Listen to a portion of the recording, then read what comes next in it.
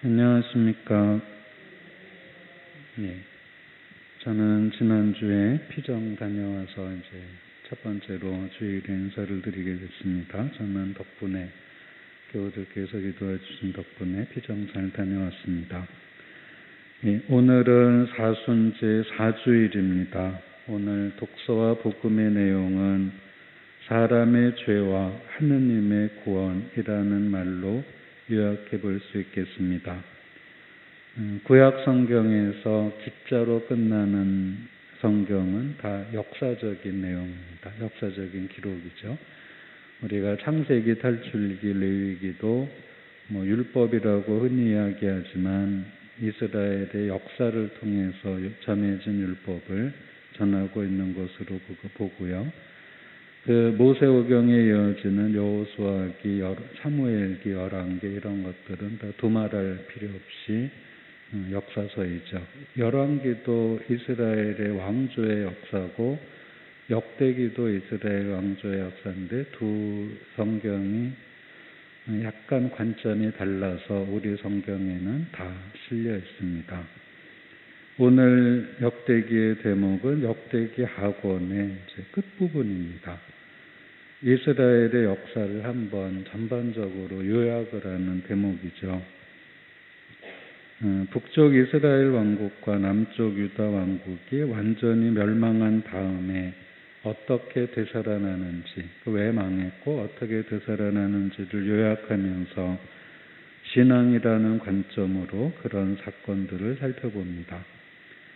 이스라엘은 사무엘의 판관을 끝으로 판관 시대를 마치고 사울을 첫 왕으로 왕조 시대가 시작되었습니다. 불행하게도 사울 왕조는 이어지지 못하고 다윗에게로 왕조가 넘어가죠. 다윗과 솔로몬 시대에 이스라엘은 아주 융성한 시기를 보냈지만 솔로몬의 아들 르하브암 시대에 이제 통치가 좀 잘못됐는지 아니면 지파들의 연합이 결속이 좀 약했던지 유다 왕국을 제외한 11지파가 따로 떨어져 나가서 북쪽 이스라엘 왕국을 세우고 남쪽은 유다 왕국, 유다 지파로서의 왕국만 남습니다. 그렇게 서로 교류도 하고 반목도 하던 차에 이제 북쪽 이스라엘이 아시리아라는 제국에 멸망하고 좀 더 시간이 지난 뒤에 남쪽 유다 왕국마저 바빌론 제국에게 멸망당하면서 이스라엘 백성은 바빌론으로 끌려가서 70년 동안 귀양살이를 하게 됩니다. 역대기는 이렇게 이스라엘이 완전히 멸망하고 뿔뿔이 흩어진 이유가 이스라엘의 군대가 약했기 때문이라든지 나라가 작아서라든지 군사작전이 실패해서라든지 하는 그런 이유를 들지 않고 악에 빠져들어 말기 증세를 보이는 이스라엘을 회개시키기 위해 하느님께서 구원의 특사로 예언자들과 의로운 사람들을 보내셨지만 이스라엘 백성들이 이들의 말을 듣고 회개하기는커녕 구원의 특사들을 조롱하고 놀림감으로 삼았기 때문에 결국 하느님의 돌이킬 수 없는 분노를 겪게 되었다고 성찰합니다. 또 이스라엘 백성은 하느님께서 선사하신 땅도 잘 돌보는 것이 아니라 착취하고 백성들 때문에 이스라엘 땅마저 저주를 받아서 백성이 살지 않고 이스라엘 백성이 바빌론으로 끌려가고 그래서 땅이 황폐해진 것이 오히려 땅에게는 휴식, 곧 안식이 되었다고 평가합니다.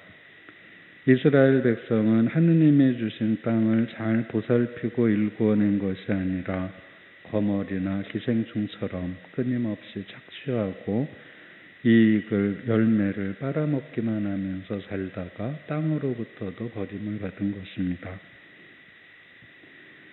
역대기는 이렇게 이스라엘을 멸망시킨 바빌론이 페르시아라는 신흥 제국에게 망하고 페르시아의 황제가 귀한 이스라엘 백성을 본래 고향으로 돌려보낸 것이 하느님의 섭리라고 믿습니다.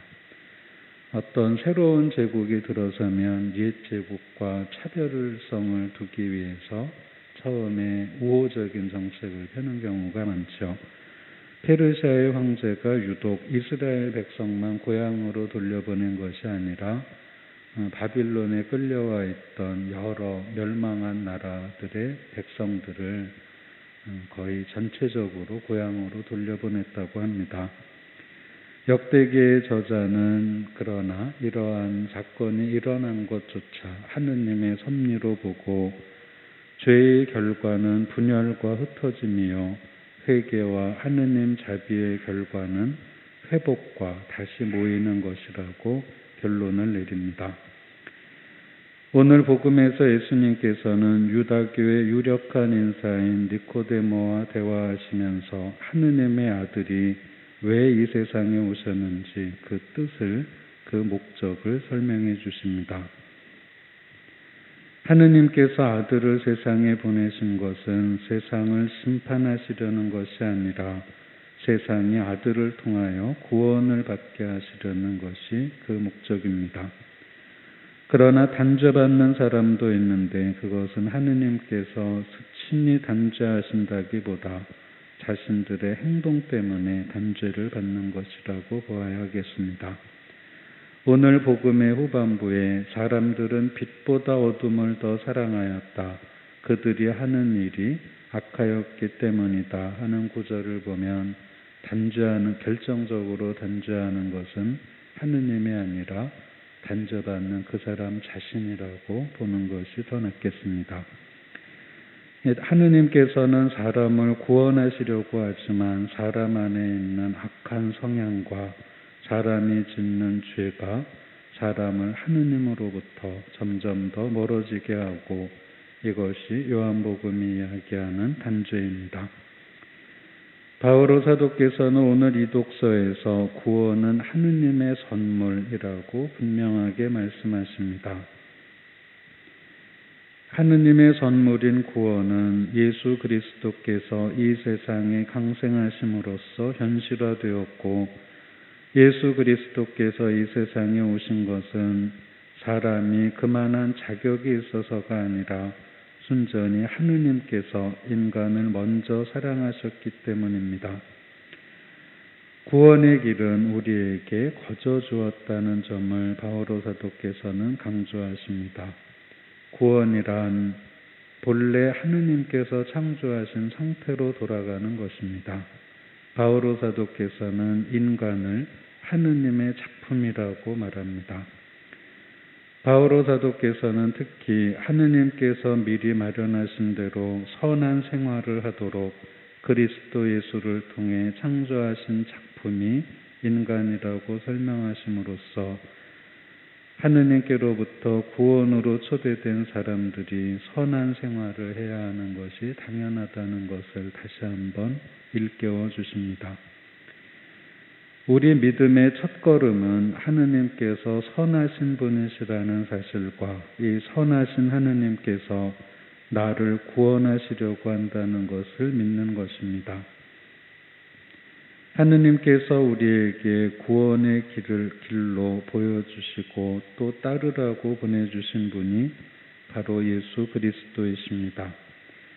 예수 그리스도께서는 빛으로 이 세상에 오셨기에 이 세상의 어두움을 드러내시고 또 이 세상의 어두움을 밝히시며 어두움 속에 숨어있는 추악한 것들을 만천하에 드러내십니다. 그리스도께서 오시고 강생하시고 죽으시고 부활하시고 승천하셨지만 이 세상에는 여전히 어두움과 죄악이 있는 것 같습니다. 그래서 어떤 사람들은 이 세상의 어두움과 죄악과 고통을 허용하시는 것처럼 보이는 하느님께 원망을 하기도 하지만 사실 그 어두움과 죄악 그리고 고통은 인간이 원인입니다. 인간이 저지른 것을 하느님께 탓을 하는 것도 논리적으로는 맞지가 않죠. 하느님께서 전능하시다고 하는 것은 그분을 믿는 사람들에게 힘을 주신다는 측면에서 그런 것이지, 우리 인간의 자유를 촉박하시고 인간을 노예처럼 부릴 수 있다는 측면에서 전능하시다고 하는 것은 아닙니다. 하느님께서 인간의 자유마저 속박하실 수 있는 분이었다면, 또 그렇게 하시고자 하셨다면 유다가 어떻게 예수님을 배반할 수 있었고 카인이 어떻게 자기 동생 아벨을 죽일 수 있었겠습니까? 또 우리가 아무리 하잘것없는 죄라도 어떻게 범할 수 있겠습니까? 하느님께서는 노예 상태로 우리를 구원하시려는 것이 아니라 자유인의 상태로 우리를 구원하시기 위해 우리가 선뜻 받아들이기 힘든 악마저도 허용하시는 것처럼 보이는 것입니다. 그것은 악을 허용하시는 것이 아니라 우리의 회개를 기다려주시는 것입니다. 하느님께서는 우리에게 좋은 것을 준비해 놓으시고 우리를 초대하시며 우리가 다가가기를 언제나 기다리고 계십니다. 이제 사순시기도 한 달이 지나가고 있습니다.